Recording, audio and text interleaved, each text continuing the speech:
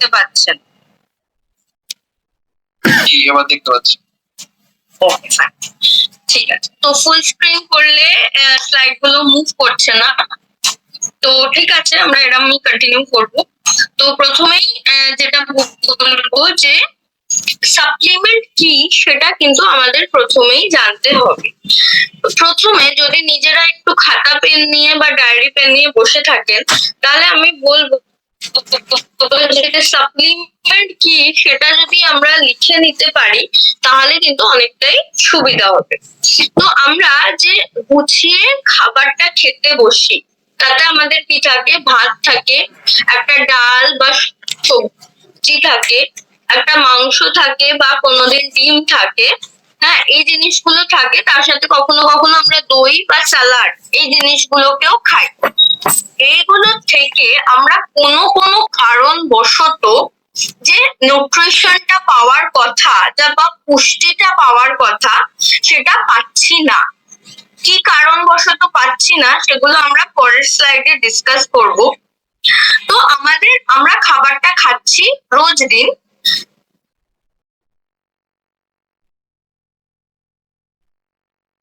এবং আমাদের পেটটা ভরে যাবে, শরীরে জোর বাড়বে বা ভিটামিন পাবো, যার দ্বারা আমরা অনেক বাইরে থেকে আসা রোগ জীবাণুকে প্রতিরোধ করতে পারবো। এটা ভেবেই তো শুধু খাবারটা খাচ্ছি, শুধু তো পেট ভরানোর জন্য খাচ্ছি না, তাই না? তো এটা কিন্তু হতে পারছে না। তো আমরা যখন খাবারটা খাবো এবার থেকে বুঝবো যে আমি কি খাচ্ছি। তো আপনি যখন শাকসবজি বা ফলমূল খান তার থেকে আসে কিছু ভিটামিন এবং মিনারেল। আপনি যে ডালটা বা মাংসটা খাচ্ছেন সেটা থেকে কি আসতে পারে না? আপনার প্রোটিন। আর যে ভাত বা রুটিটা খাচ্ছেন সেটা থেকে আসে প্রচুর কার্বোহাইড্রেট, যেটা কিনা আপনাকে কাজ করার শক্তি দেয়। আর আমাদের এই যে প্রোটিন, ভিটামিন আর মিনারেলের কথা বললাম, এই ভিটামিন মিনারেলই হচ্ছে দায়ী আপনার হঠাৎ কোনো এসে উপস্থিত হলো, তো সেটাকে আপনার শরীরে ঢুকতে দেবে না। অর্থাৎ আপনারা বুঝতেই পারছেন ভিটামিন বা মিনারেল আমাদের শরীরে নেওয়াটা কতটা জরুরি। আর প্রোটিন, এই যে আমাদের শরীর তৈরি হয়েছে তার প্রত্যেকটা কোষ কিন্তু তৈরি হয় প্রোটিন দিয়ে। এই যে আমাদের চুল, আমাদের ত্বক, আমাদের চোখ এবং শরীরের ভিতরকার সব অঙ্গ সব তৈরি হয়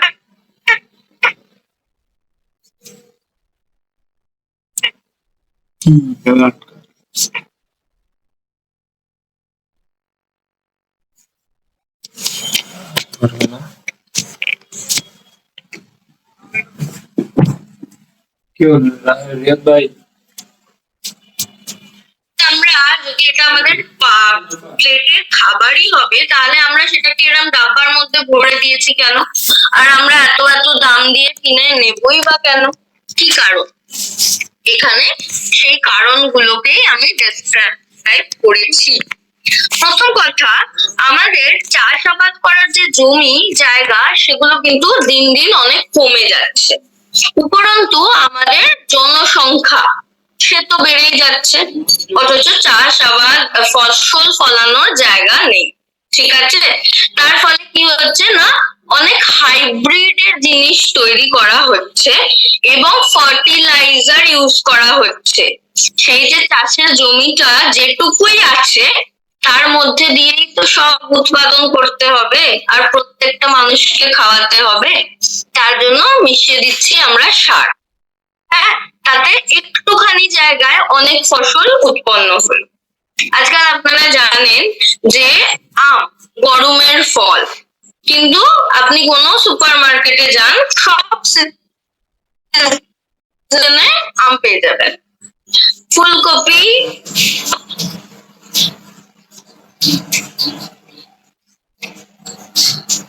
সবজি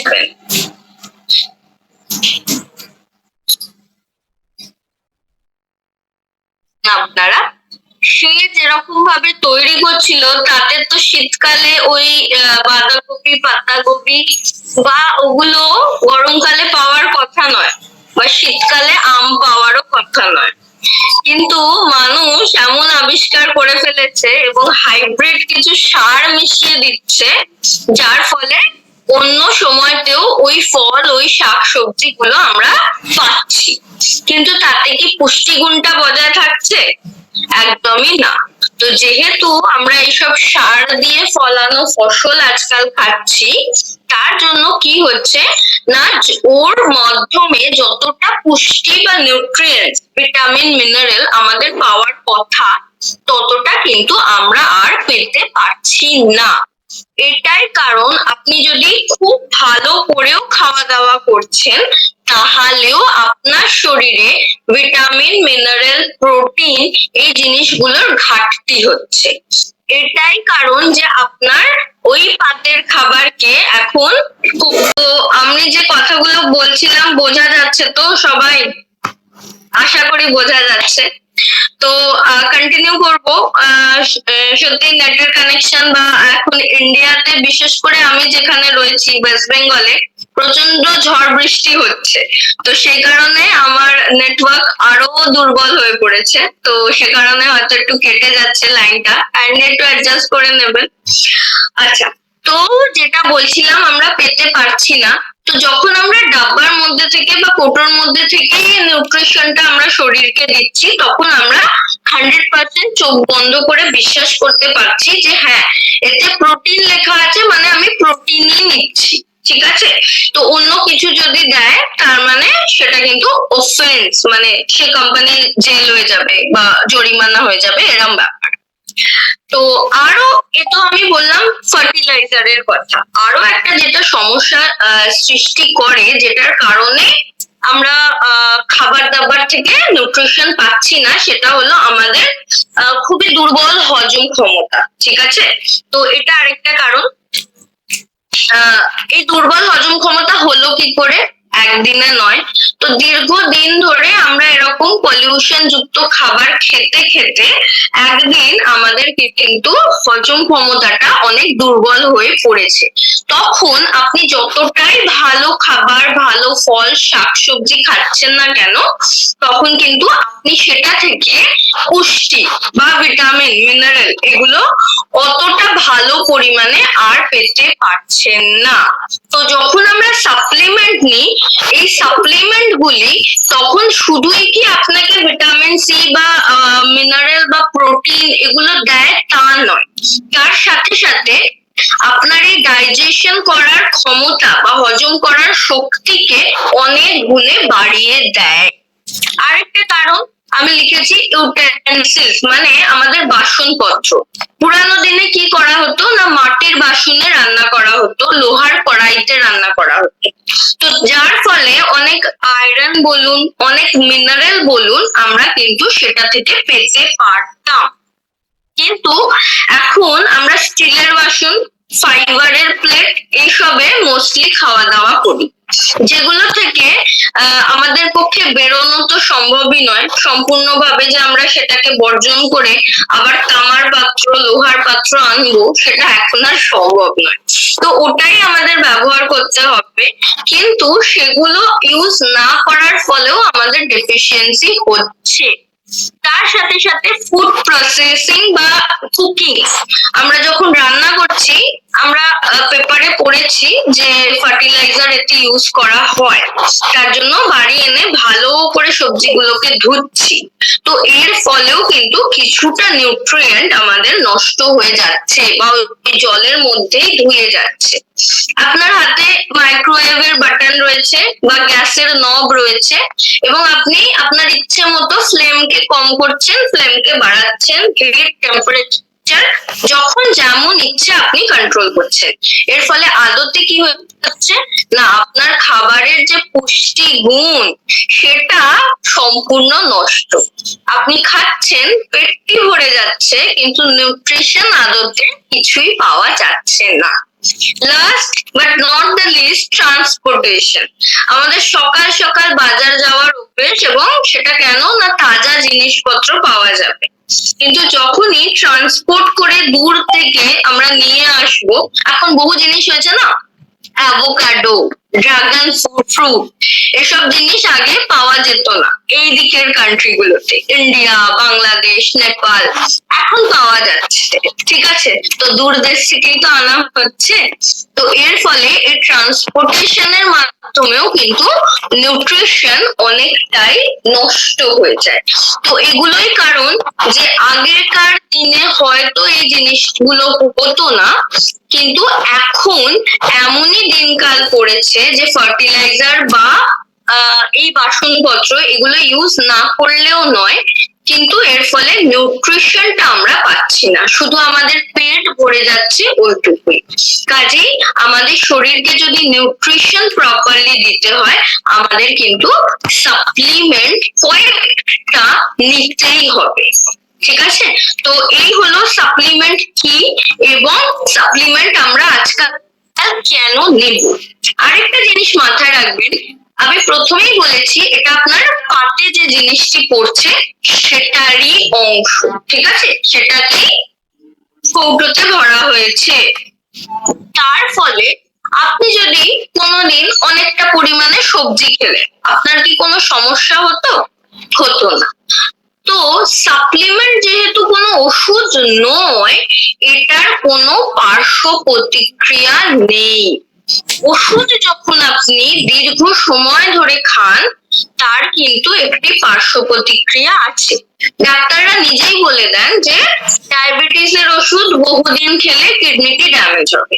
অ্যান্টাসিড বা প্যান্টাজল, এই নাম সব নামে আসে, সেগুলো বহুদিন ব্যবহার করলে আপনার কিন্তু কোনো না কোনো সমস্যা হবে। কিন্তু যেহেতু এগুলো খাবারেরই অংশ, এর কোনো পার্শ্ব প্রতিক্রিয়া নেই। এবার আসি সাপ্লিমেন্ট গুলোকে খাবার কি নিয়ম। অনেক প্রশ্ন থাকে যে ম্যাডাম খালি পেটে খাবো না ভরা পেটে খাবো, তাই না? তো প্রথম কথাই, যেহেতু এটা আপনার খাবারেরই অংশ, আপনি যে কোনো সময় খেতে পারেন। আমি as a dietician, as a nutritionist শুধু এটুকুই বলবো যে খালি পেটে খাবেন না আনটিল অ্যান্ড আনলেস আমি বলছি এটা আপনি খালি পেটে খান, ঠিক আছে? বাকি দিনের যে কোনো সময় আপনি এই খাবারটি খেতে পারেন, অর্থাৎ এই সাপ্লিমেন্টটি খেতে পারেন, ঠিক আছে? আর কোনটা কটা করে নিতে হবে সেটা আমরা এক একটি সাপ্লিমেন্ট যখন কভার করছি তখন আমরা বলে দিচ্ছি। প্রথম সাপ্লিমেন্ট একটা, যেটা হচ্ছে গ্যানোডার্মা। গ্যানোডার্মা কি না, এক ধরনের মাশরুম। এই যে এখানে একটা ছবি রয়েছে, এই মাশরুমটাই হলো গ্যানোডার্মা। আমরা খাবার জন্য অনেক মাশরুম খাই, কিন্তু সব মাশরুমে এতটা পরিমাণ গুণাগুণ থাকে না। গ্যানোডার্মা হলো সেই পার্টিকুলার টাইপের মাশরুম যেটার গুণ প্রচন্ড ভাবে বেশি। কি করে, কেন নেব এটাও জানা দরকার। দেখুন, আমরা আমাদের ঘর বাড়ি সবসময় পরিষ্কার রাখতে চাই, হ্যাঁ, কিন্তু কোনো কোনো দিন আসে বা সপ্তাহে একদিন, মাসে একদিন আসে, ঘরটাকে আমরা ডিপ ক্লিন করি, রাইট? তো শরীরকে রেগুলার পরিষ্কার বা ডিপ ক্লিন করার জন্য একটা প্রোডাক্ট হলো এই গ্যানোডার্মা। কারণ আমাদের শরীরের মধ্যে এই যে বায়ুর মধ্যে দিয়ে আমরা নিঃশ্বাস প্রশ্বাস নিচ্ছি, প্রচুর খারাপ জিনিস, পলিউশন আমাদের শরীরের মধ্যে ঢুকছে এবং বাসা বেঁধে ওখানে বসে রয়েছে। তো আমরা আমাদের শরীরকে যদি প্রতিটা সেলকে পরিষ্কার করতে চাই, সেই কাজটা করে এই মাশরুমটা। হ্যাঁ, তো কি করে, গ্যানোডার্মা শরীরে গেল এবং প্রত্যেকটা যে শরীরে কোষ আছে সেগুলোকে স্ক্যান করে, ঠিক এক্সরে সময় যেরকম ভাবে শরীরকে স্ক্যান করা হয় না, কোথায় হাড়টা ভেঙেছে দেখার জন্য, তো সেরকমই এই শরীরে ঢুকে শরীরে যত সেল আছে, লিভারের সেল আছে, কিডনির সেল আছে, আপনার স্কিনের সেল আছে, ব্রেনের সেল আছে, সবকে স্ক্যান করে এবং দেখে কোথায় কোথায় পলিউশন বা নোংরা ঢুকে বসে আছে এবং সেগুলোকে এ পরিষ্কার করে দেয়। এবং যদি বুঝতেই পারছেন এই পলিউশন গুলো একটা টাইম পর পরই আমাদের শরীর থেকে বেরিয়ে যায়, তাহলে আমাদের অঙ্গ অঙ্গপ্রত্যঙ্গগুলোর জন্য কাজ করা কত সহজ হবে। ঠিক আছে, তো হার্টে বা লিভারে সমস্যা হয়েছিল, কিছু পলিউশন জনিত কারণে জীবাণু ঢুকেছিল, তো জ্ঞানোডার্মা গিয়ে সেটাকে পরিষ্কার করে দেবে। তো এটাই কারণ জ্ঞানোডার্মা নেওয়ার। এটা যেহেতু একটা মাশরুম আমরা এমনিও খাই তরকারি বানিয়ে, সবজি বানিয়ে, এই পার্টিকুলার টাইপের মাশরুমটাই এই প্রপার্টিটা আছে যে আপনার কোষকে পরিষ্কার করতে পারবে। কোষকে পরিষ্কার শুধু করবে তাই নয়, কোষকে কিছুটা পরিমাণে নিউট্রিশনও দেবে। ঠিক আছে, তো যেহেতু কিছু কিছু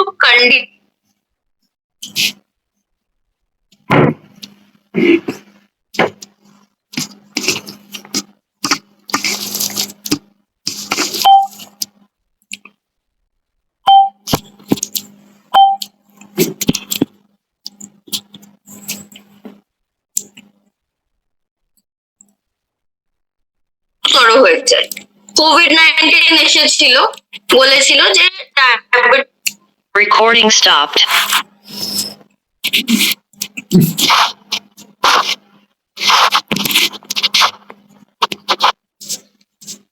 Recording in progress.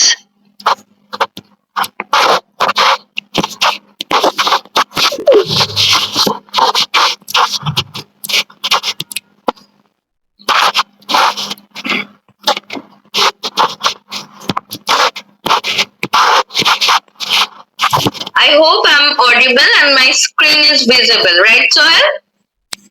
Yes. Okay, so let's continue.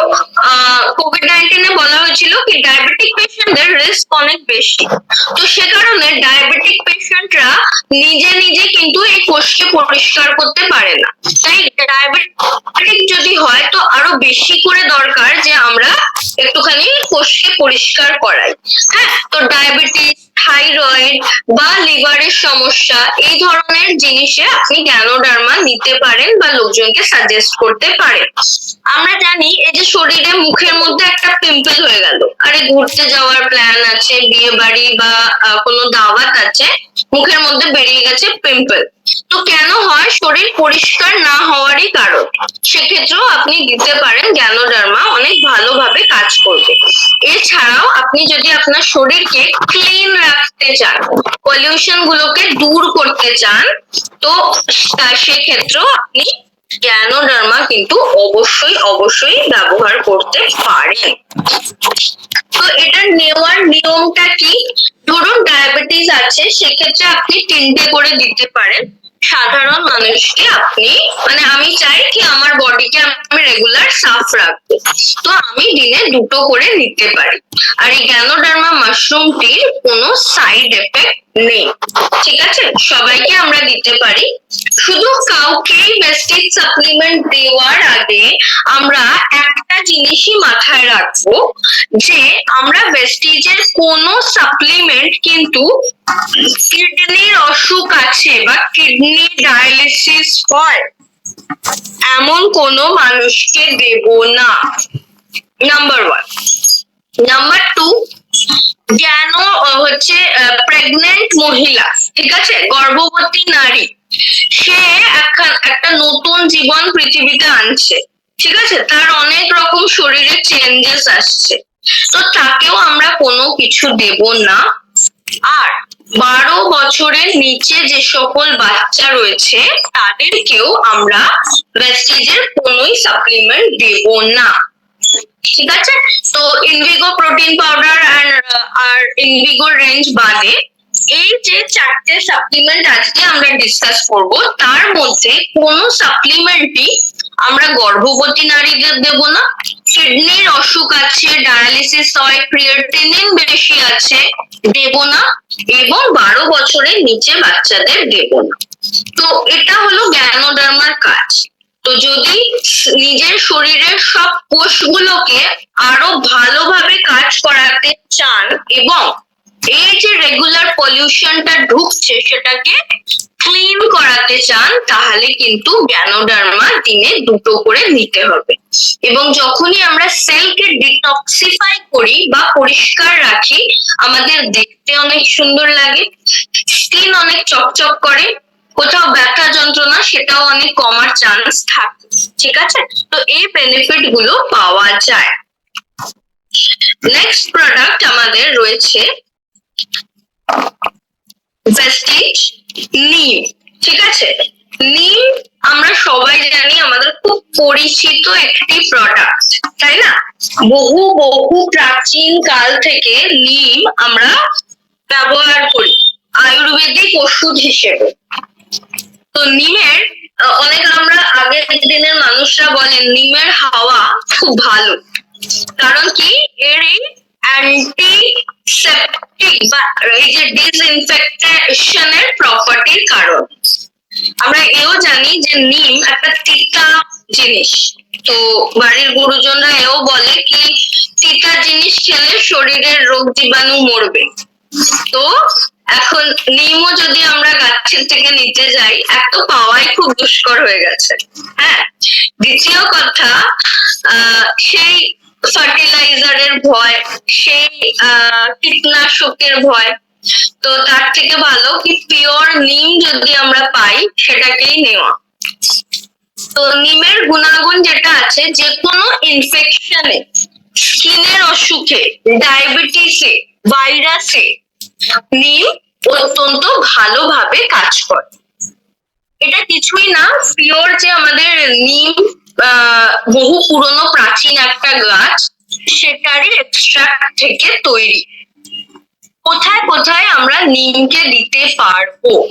অবশ্য করে যদি ডায়াবেটিস কারোর থাকে, অর্থাৎ ব্লাড সুগার কারোর বেশি থাকে, নিম দিতে হবে, নাম্বার 1।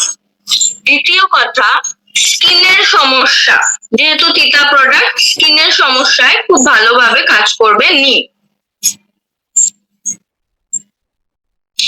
ঠিক আছে, আর কোথায় দেবেন? যে কোনো রকমের ইনফেকশন হয়ে গেছে, কোথাও কাটা ঘা শুকোচ্ছে না, তো অবশ্যই সেই স্থানে লাগিয়ে দেবেন না, মুখে কনজিউম করবেন নিম। ঠিক আছে, তাছাড়াও যে কোনো সমস্যা, হ্যাঁ, যেমন কিনা কোনো ডেন্টাল প্রবলেম বা কোনো মাড়ির সমস্যা, গাঁটে ব্যথা, এই সকল জায়গাতেও কিন্তু নিম অত্যন্ত ভালোভাবে কাজ করবে। কারোর খুব কাশি হচ্ছে, সর্দি কাশিতে ভোগে, তাকেও যদি আপনি নিম দেন তাহলেও ভালোভাবে কাজ করবে। কেন না? সেই ইমিউনিটি বাড়ানো। আমরা জানি যাদের ইমিউনিটিটা খুব স্ট্রং থাকে, তাহলে কি হয় না, চট করে কোনো রোগ আসতে পারে না। এই যে কখনো ঠান্ডা কখনো গরম হচ্ছে, তো সেক্ষেত্রে আমাদের চট করে কাশি সর্দি হতে পারে না। তো নিম বহু প্রাচীন কাল থেকে আমাদের ইমিউনিটিকে বাড়িয়ে আসছে, তাই নিম দিলে এই ঠান্ডা লাগা, কাশি, সর্দি এগুলোতেও মানুষ চট করে আক্রান্ত হবে না। আর অবশ্যই মুখের কোনো প্রবলেম, মানে মাড়ির বা দাঁতের, সেক্ষেত্রেও দিতে পারে। যে কোনো ইনফেকশন হয়েছে বলছে তাতে দিতে পারে। শুধু একটা কথাই মাথায় রাখবেন, কিডনি, প্রেগনেন্ট মহিলা এবং 12 বছরের নিচে বাচ্চাদের আমরা দেব না। ওকে, নিম খাবার কি নিয়ম আছে না? মিনিমাম আপনি 2টো করে খেতে পারেন, ম্যাক্সিমাম আপনি সারা দিনে 3টি করে নিম ক্যাপসুল নিতে পারেন, কোনো সমস্যা নেই। যারা নিমের সাথে আরো 2টো সাপ্লিমেন্ট নিচ্ছেন তারা 2টো করেই নেবেন। যারা ধরুন শুধু নিম নিচ্ছেন আর ক্যালসিয়াম নিচ্ছেন, বা নিম আর আরেকটি প্রোডাক্ট নিচ্ছেন, তারা 3টে করেও নিতে পারেন। ওকে, নেক্সট প্রোডাক্ট আমাদের আসছে ক্যালসিয়াম। ক্যালসিয়াম, তো ক্যালসিয়াম আমরা সবাই জানি কি না হাড়ের মধ্যে থাকে। আমরা সবাই এটুকু তো জানি যে ক্যালসিয়ামটা হাড়ের মধ্যে থাকে। এবার কি কারণ হচ্ছে যে হাড়ে আমাদের ক্যালসিয়ামের ঘাটতি হচ্ছে, বা হাড়ে ক্যালসিয়ামের ঘাটতি হলে কি বা হবে? হবে ঘাটতি, তাই না?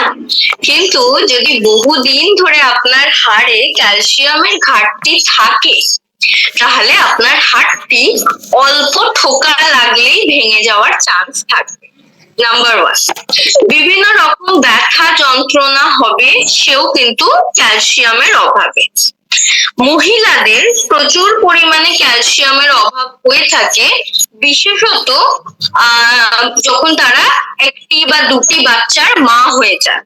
কারণ বাচ্চার শরীরের ওই হাড় গোড় মায়ের শরীরে যে ক্যালসিয়াম সেটা দিয়েই তৈরি হয়েছে, এবং সে মা হয়তো কোনো রকম ক্যালসিয়াম সাপ্লিমেন্টেশন নেয়নি, অর্থাৎ তার হাড়ে যে ক্যালসিয়ামের ব্যাংক ছিল, ব্যাংক জানেন না, যেখানে আমরা টাকা রাখছি, সেখান থেকে শুধু টাকা আমরা খরচই করে যাচ্ছি, সে ব্যাংকে টাকা জমাচ্ছি না। সেরকমই আমাদের হাড় হলো ক্যালসিয়ামের ব্যাংক। তো মা সেখান থেকে খরচ করে বাচ্চার জন্ম দিয়েছে, হাড় তৈরি হয়েছে, কিন্তু সেখানে আর ক্যালসিয়াম ডিপোজিট করেনি। ঠিক আছে, তো ক্যালসিয়ামের ঘাটতি হয়ে গেছে, এবং 30-এর পর 35, 37, 38 বছরে প্রচন্ড হাঁটুতে ব্যথা, ঘাড়ে ব্যথা, পিঠে ব্যথা, কিছুই না, ক্যালসিয়ামের অভাব। ঠিক আছে, তো শুধু তাই নয়, এই যে আমাদের ক্রমাগত হৃদস্পন্দন হচ্ছে বা আমরা মাসেলটাকে মুভ করছি, একটা মশা কামড়ালেই ফট করে মেরে দিচ্ছি, তো এগুলো সবের জন্যই কিন্তু ক্যালসিয়াম দরকার। তো 99%, মানে আমাদের শরীরে যদি 100% ক্যালসিয়াম থাকে, তার মধ্যে 99 ভাগ ক্যালসিয়াম আমাদের দাঁতে এবং আমাদের হাড়ের মধ্যে সঞ্চিত থাকে। তো এটাকে আমাদের মাঝে মধ্যে রিফিল করতে হবে। 30-এর পর মহিলাদের কোনো যদি ব্যথা যন্ত্রণা নাও হয়, তাহলেও আমাদের কিন্তু ক্যালসিয়াম সাপ্লিমেন্ট দিতে হবে, কারণ এই যে সাপ্লিমেন্ট গুলি কিন্তু শুধু যে ব্যথা যন্ত্রণাকে কমায় তাই নয়, যাতে ভবিষ্যতে ব্যথা যন্ত্রণা না হয় তার জন্য কিন্তু সাহায্য করে।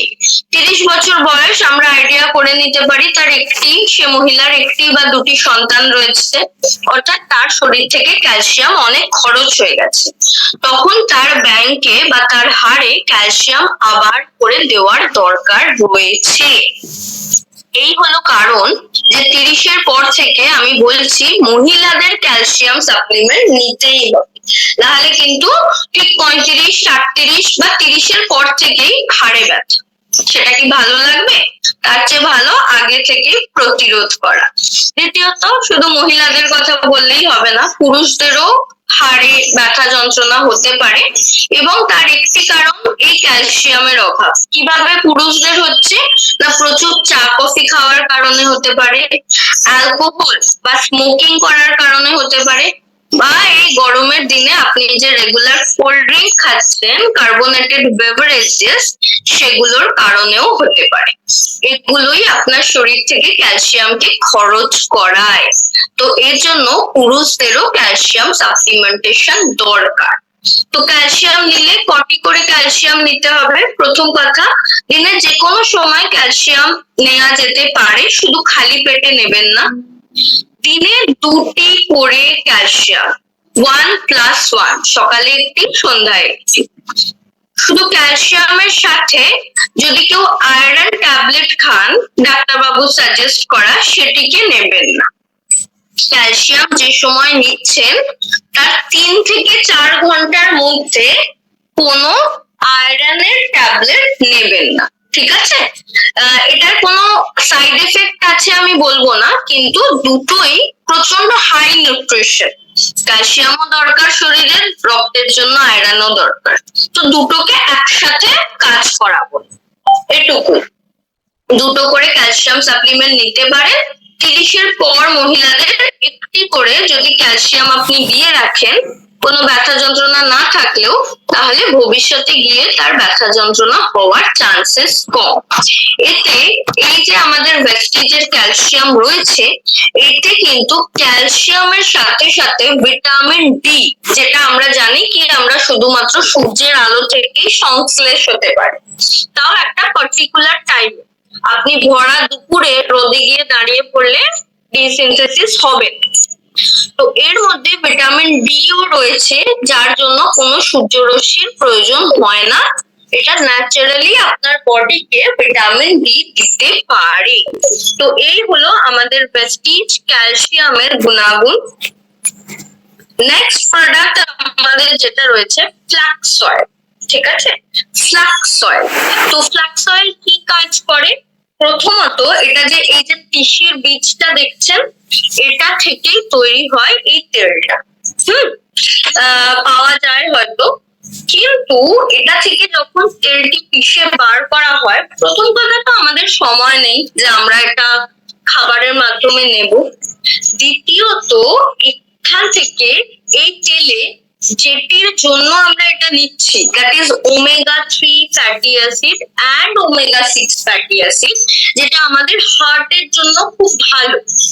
সেটার সাথে এমন কিছু বস্তুও চলে আসে যখন আমরা নর্মাল বাজার থেকে কিনে খাই, যার ফলে এর অ্যাবসর্পশন শরীরে 100% হয় না। কিন্তু যখন আপনি সাপ্লিমেন্টের মধ্যে দিয়ে নেন, এই omega-3 আর omega-6 ফ্যাটি অ্যাসিডের অ্যাবসর্পশন আপনার শরীরে অলমোস্ট 100% হয়। এই পার্থক্য সাপ্লিমেন্ট আর আপনার নর্মাল খাবারের মধ্যে। ঠিক আছে, তো যেহেতু এটার মধ্যে অনেকটা পরিমাণ ভিটামিন ই রয়েছে, omega-3 ফ্যাটি অ্যাসিড এবং omega-6 ফ্যাটি অ্যাসিড রয়েছে, এরা কি করে আপনার রক্তবাহর মধ্যে যে কোলেস্টেরল বা খারাপ ফ্যাট জমা হয়েছে তাকে ঠেলে ভেঙে শরীর থেকে দূর করে। ঠিক আছে, এমনকি এই ফ্ল্যাক্স অয়েল যে আমাদের থার্মোকল আছে তার উপরে দিলে থার্মোকলকেও গলিয়ে দেয়। অর্থাৎ বুঝতে পারছেন, আপনার রক্তবাহের মধ্যে যে খারাপ ফ্যাট গুলো জমে তাকেও এ কিন্তু গলিয়ে দিতে পারে। এবং তার সাথে যদি আমরা একটু গ্যানোডার্মা নিই, সে আবার ওই বর্জ্যগুলোকে শরীর থেকে বার করে দেবে। বুঝতে পারছেন কতটা বেনিফিট? তো এই জিনিসগুলো আছে এবং এর কাজ অনেকটাই সুদূর প্রসারী। তো আমরা কোথায় কোথায় এই ফ্ল্যাক্স অয়েলকে ব্যবহার করতে পারি?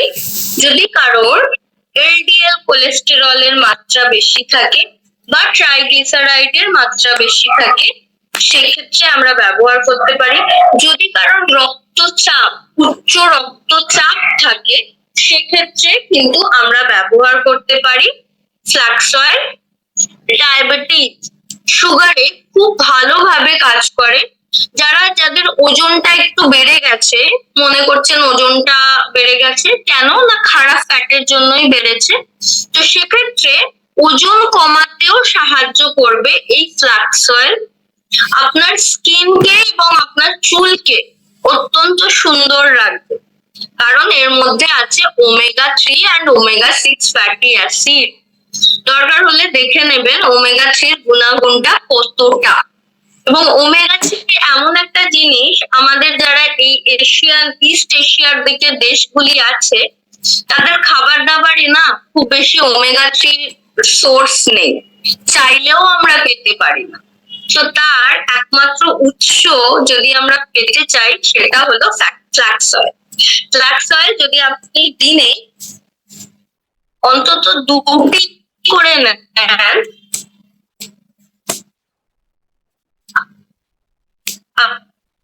আপনার উচ্চ রক্তচাপ, আমি বলবো শুধুমাত্র যাদের হয়ে গেছে এই সকল সমস্যাগুলি তাদেরকেই দেবেন এমনটা নয়। অনেক সময় হয় যে পরিবারে আছে, মা বাবার, গ্র্যান্ড প্যারেন্টসদের মধ্যে ডায়াবেটিস রয়েছে, তারপরের জেনারেশনও যদি অন্তত একটি করেও ফ্ল্যাক্স অয়েল ইউজ করেন, তারা তাদের 30, 40 বা 50 বছরে গিয়ে ডায়াবেটিসটাকে প্রতিরোধ করতে পারবে বা উচ্চ রক্তচাপের যে সমস্যা সেটাকে প্রতিরোধ করতে পারবে। আমরা সবাই জানি ডায়াবেটিস বলুন, রক্তচাপ বা কোলেস্টেরল, এগুলো কিন্তু প্রত্যেকটাই জিনগত অসুখ। অর্থাৎ আগের জেনারেশনে থাকলে 90% চান্স কি পরের জেনারেশনে থাকবে। তো প্রতিরোধমূলক কাজ করে আমাদের সাপ্লিমেন্ট। বলে না, ভালো খাওয়া দাওয়া করলে তখনই প্রতিরোধটা গড়ে উঠবে। তো খাওয়া দাওয়ায় তো ভেজাল অনেক মাত্রায়, তো তার জন্যই সাপ্লিমেন্ট। যদি সাপ্লিমেন্ট ঠিকঠাক কনজিউম করতে পারেন তাহলে কিন্তু আপনার পরের জেনারেশনেও অনেকটা প্রিভেন্ট করবে। তো এই ছিল আজকের আমাদের কয়েকটি প্রোডাক্ট। আমরা আজকে ডিসকাস করলাম গ্যানোডার্মা, ক্যালসিয়াম, নিম এবং ফ্লাক্স অয়েল। তো যাদের এই ধরনের সমস্যা রয়েছে তারা বা আশেপাশে বন্ধু পরিজনদের মধ্যে জানেন এ ধরনের সমস্যায় ভুগছে, তাদেরকেও কিন্তু আপনারা দিতে পারেন। যাদের উচ্চ রক্তচাপ, ডায়াবেটিস দুটোই একসাথে রয়েছে তারা 3টি করে ফ্লাক্স অয়েল অবশ্যই নিতে পারেন। বাকিরা যাদের এখনো কিছু হয়নি তারা 2টি করে ফ্লাক্স অয়েল দিয়ে নিতে পারেন। যারা নিজেদের ত্বক এবং চুলকে ভালো রাখার জন্য মহিলারা বিশেষত ফ্লাক্স অয়েল নিতে চাইছেন, তারাও সারাদিনে 2টি করে ফ্লাক্স অয়েল নিতে পারেন। তো দ্যাটস অল ফর টুডে। আচ্ছা, ট্রেনিং করতে করতে আমার নাম বা কোয়ালিফিকেশন, ডেজিগনেশন কিছুই আপনাদের সাথে শেয়ার করা হয়নি। আমার নাম সৃজা আরডি। আমি ভেস্টিজে হেলথ অ্যান্ড নিউট্রিশন স্পেশালিস্ট। যত হেলথ কেয়ারের প্রোডাক্ট রয়েছে আমি দেখি, ইন্ডিয়ার ইস্ট জোনের সাথে সাথে বাংলাদেশও এখন দেখছি। এবং আমি ইন্ডিয়া থেকে, কলকাতা থেকে এমএসসি পাস করেছি। ইন্ডিয়াতে যদি কেউ আসা যাওয়া করে থাকেন তো all India institute of public health and hygiene, এই ইনস্টিটিউটটার নাম শুনে থাকবেন যদি কেউ ইন্ডিয়া এসে থাকেন আপনাদের মধ্যে। সেখান থেকে আমি ডায়েট নিয়ে একটি কোর্স করেছি এবং বিগত 3 বছর আমি চাকরি করছি। তার মধ্যে 2 বছর একটি মাল্টি ন্যাশনাল কোম্পানিতে কাজ করেছি এবং 1 বছর আমি একটি সুপার স্পেশালিটি হসপিটাল ইন্ডিয়াতে কাজ করেছি। যারা ইন্ডিয়াতে আসেন, আমি জানি বাংলাদেশ থেকে অনেক মানুষই আসেন, জেনে থাকবেন AMRI হসপিটালের নাম বা ILS হসপিটালের নাম। এই হসপিটাল গুলিতে আমি কাজ করেছি অ্যাজ আ ডায়েটিশিয়ান। যেহেতু এই প্রথমবার আপনাদের সাথে, বাংলাদেশবাসীর সাথে আমার কথা হচ্ছে, তাই একটু নিজের সম্পর্কে জানালাম। আস্তে আস্তে আমাদের ট্রেনিং আরো হতে থাকবে। এবার আমি আপনাদের এই ট্রেনিং থেকে যা যা প্রশ্ন আছে সেগুলো এবার নেব। তো চ্যাটেই আপনারা প্রশ্নগুলো করুন।